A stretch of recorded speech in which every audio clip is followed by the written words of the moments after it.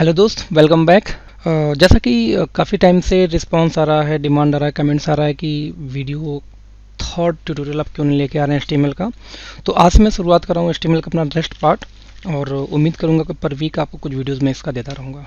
ठीक है दोस्तों, तो आइए चलते हैं HTML के थर्ड वीडियो में। बट उसमें जाने के लिए सबसे पहले मैं आपको बताना ये चाहूँगा कि जो हम लास्ट टाइम जो हम लोग यूज़ कर रहे थे text editor, that is Notepad++, but हम उसको रिप्लेस करूंगा मैं इस बार। तो एक नया टेक्स्ट एडिटर हम यूज करते हैं। उसके लिए पहले आप गूगल खोल लें। मैं आपको बताता हूँ कहाँ से कैसे इसको लेना है। फ्रेंड्स, गूगल खोल लें। गूगल खोलने के बाद में आप वहाँ पे टाइप करें ब्रैकेट, BRACKET, ब्रैकेट नाम से ये एप्लीकेशन है। देखें, फर्स्ट लिंक पे आपने क्लिक किया, एक लिंक ओपन होगा, वहाँ पे फ्री ऑफ कास्ट ये एप्लीकेशन अवेलेबल है। अगेन ओपन सोर्स है तो उसको डाउनलोड कर लीजिए। इसके अंदर में कुछ फैसिलिटीज़ एक्स्ट्रा हैं जो मुझे काफ़ी पसंद है, जिसकी वजह से मैंने इसको यूज करना स्टार्ट किया। आपको रिकमेंड करूँगा कि इन फ्यूचर ये ज़्यादा बेटर है।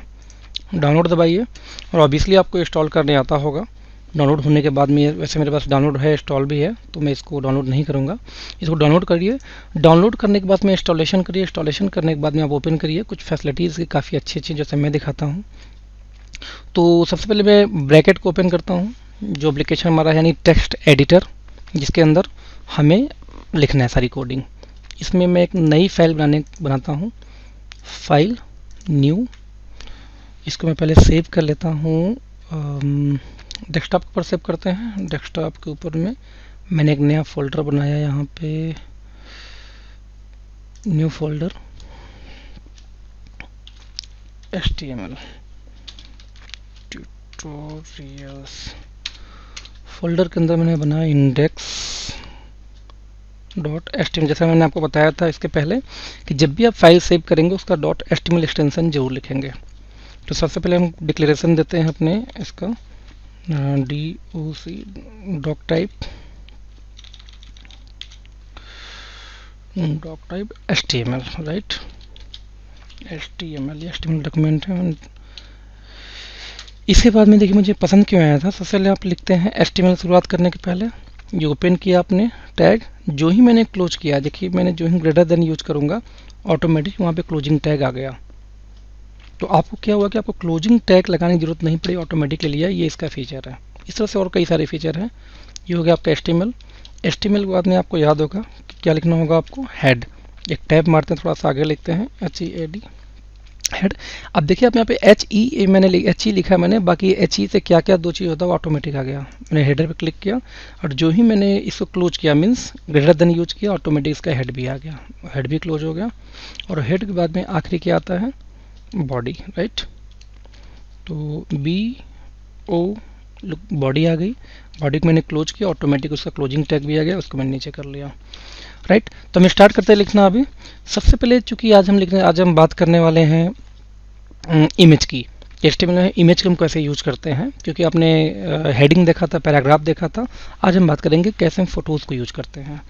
तो सबसे पहले हम एक हेडिंग लिख देते हैं यहाँ पे, राइट। H1 क्लोज किया मैंने, ओपन ऑटोमेटिक आ गया। My image tutorial in HTML, right. इसको अब ध्यान दीजिए, इसको मैंने ओपन करता हूँ। सेव करने के बाद में हम ओपन करते हैं। ओपन करने के लिए मैं फोल्डर खोल लेता हूँ। डेस्कटॉप के ऊपर में मेरा फोल्डर था HTML ट्यूटोरियल, इसके अंदर ये इंडेक्स नाम से ये फाइल है, राइट। मैं डबल क्लिक करके इसको ओपन करता हूँ, देखते हैं क्या लिख के आता है पहले ब्राउजर में। ओके, तो ब्राउजर में जैसा मैंने वहाँ पे लिखा था, वहाँ पे लिख के आ गया क्या, my image tutorial in HTML, right. फिर हम जाते हैं अपने ट्यूटोरियल के ऊपर में। इमेज के लिए हम ओपन करते हैं लेस देन, हम यहाँ पे IMG फॉर इमेज। IMG देखिए यहाँ पे आएगा शॉर्टकट। इमेज को जब भी हम लगाएंगे IMG टैग यूज करेंगे। IMG के बाद में एक source file, source in the sense जो इमेज आपको शो करना वेबसाइट पर, वो है कहाँ पड़ा हुआ, जिसको हम पाथ बोलते थे। आपने विंडोज पढ़ा होगा या आपने सॉलिडॉस पढ़ा होगा, तो उसमें पाथ हमेशा होता है किसी फोल्डर या डायरेक्टरी के अंदर जाने के लिए। तो यहाँ पे हम SRC लिखे। सी लिखने के बाद में आपको पता है कि HTML जैसा लिखने के बाद में इक्वल टू और डबल कोट के अंदर में हमेशा वैल्यूज़ को हम देते हैं। तो यहाँ पे मैंने मुझे एक इमेज फाइल का डिटेल देना है, यानी पाथ देना है कि वो इमेज है कहाँ। तो उसके लिए सबसे पहले हम इमेज एक ले लेते हैं। ये मेरी इंडेक्स फाइल है फोल्डर के अंदर में। मैं एक फ़ोल्डर और खोलता हूँ मी, और यहाँ से मैं अपनी एक इमेज उठा लेता हूँ लाइक हेलो, आप इसको मैंने उठा के यहाँ रख लिया। ओके, ये इमेज फाइल ब्लर नाम से एक इमेज फाइल है। मैं इस नाम को कॉपी कर लेता हूँ, Ctrl+C, blur dot JPEG file है, JPEG, आप ध्यान दीजिए। अब मैंने यहाँ पे आए इस ब्रैकेट के अंदर मैंने लिखा उसका नाम ब्लर डॉट JPEG, राइट, ये हो गया। इसके बाद में इसको मैं क्लोज करता हूँ। ध्यान दीजिएगा, इमेज टाइप के लिए अलग से क्लोजिंग टैग की जरूरत नहीं होती है, डायरेक्ट इसको आप ऐसे ही क्लोज कर सकते हैं। अब मैं इसको Ctrl+S करके मैंने सेव किया और मैं खोलता हूँ ब्राउज़र अपना। देखिए यहाँ पे नहीं आया इमेज, लेकिन आप देखिए इमेज यहाँ पे नहीं आया। तो इमेज नहीं आने के लिए यहाँ पे एक ब्रैकेट टूटा हुआ एक सिंबल टाइप का है कि जैसे यहाँ पे कुछ इमेज था बट यहाँ पे मिल नहीं रहा है। जिसके लिए हम एक ऑप्शन यहाँ पे और लिख सकते हैं कि आल्ट, जो सोर्स फाइल है, सोर्स फाइल नहीं मिले तो उस कंडीशन वहाँ पे क्या लिख करना चाहिए, तो alternative alt is equal to, अगर अगेन डबल कोट के अंदर में मैंने लिखा फॉर एग्जांपल अखिलेश इमेज, यानी कि यहाँ पे मेरा फोटो है। या आप लिख सकते हैं जैसे कि यहाँ पे ब्रैकेट बना लेना कि माई लोगो। अब किसी कंपनी का लोगो है, बाई चांस किसी वजह से वो इमेज मिस हो जाए, तो ऐसे कंडीशन में हमेशा ये कि आल्ट लिख करके इमेज के आगे एक एट्रीब्यूट देना होता है कि यदि बाई चांस मैंने सेव किया, मैंने अगेन ओपन किया, लुक वहाँ पे इमेज नहीं है, तो वहाँ पे लिख के क्या आ गया, अखिलेश इमेज माई लोगो। यानी जो आल्ट लिख के मैंने यहाँ लिखा था ALT, आल्ट मीन्स हो गया अल्टरनेटिव, मीन्स जहाँ पे ये इमेज फाइल नहीं मिलेगा वहाँ पे अल्टरनेटिव फाइल कौन सा आ जाएगा, image.jpg, सॉरी ये टेक्स्ट आ जाएगा वहाँ पे, राइट। ओके, तो हम जरा देखते हैं कि ये इमेज फाइल मेरा आया क्यों नहीं। आप तो हम देखते हैं क्या, हाँ आप देखिए यहाँ पे JPEG है, JPEG इमेज, JPEG के दो एक्सटेंशन हो जाए JPEG का, JPEG। तो मैं इसको यहाँ से इरेज करता हूँ, Ctrl से मैंने किया और अगेन मैं वहाँ पर रिफ्रेश करता हूँ अपनी वेबसाइट। ये देखिए ऑलरेडी यहाँ पे हमारा इमेज आ गया, ठीक है।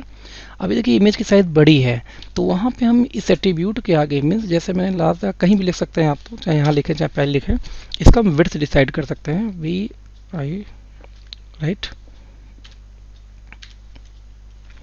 WIDTH, width is equal to double quote, मैंने कहा इसको मान लो 500, Ctrl+S सेव किया, रिफ्रेश मारा, लुक इमेज साइज छोटा हो गया, ठीक है।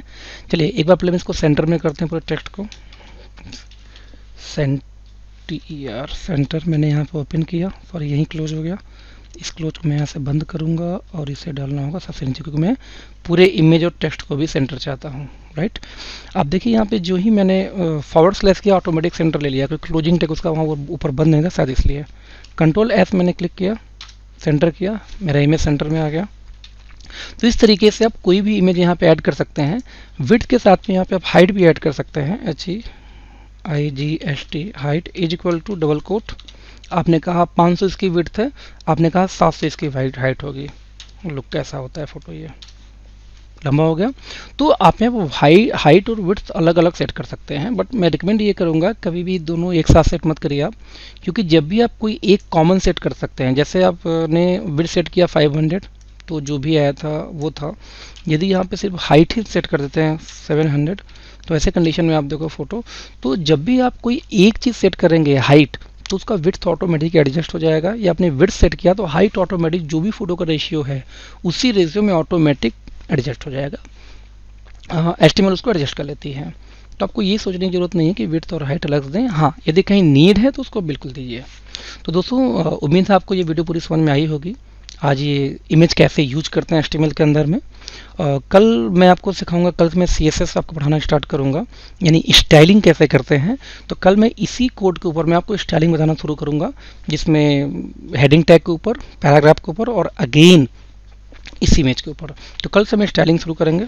थैंक यू सो मच इस वीडियो को वॉच करने के लिए, देखने के लिए। और प्लीज़ आप लोग इसको शेयर करिए, प्रमोट करिए, हमारे फेसबुक की लाइक बढ़ाइए, हमारे चैनल को सब्सक्राइब करिए, जिससे मैं और प्रोत्साहित हो सकूं और वीडियोस लाने के लिए। Thank you so much.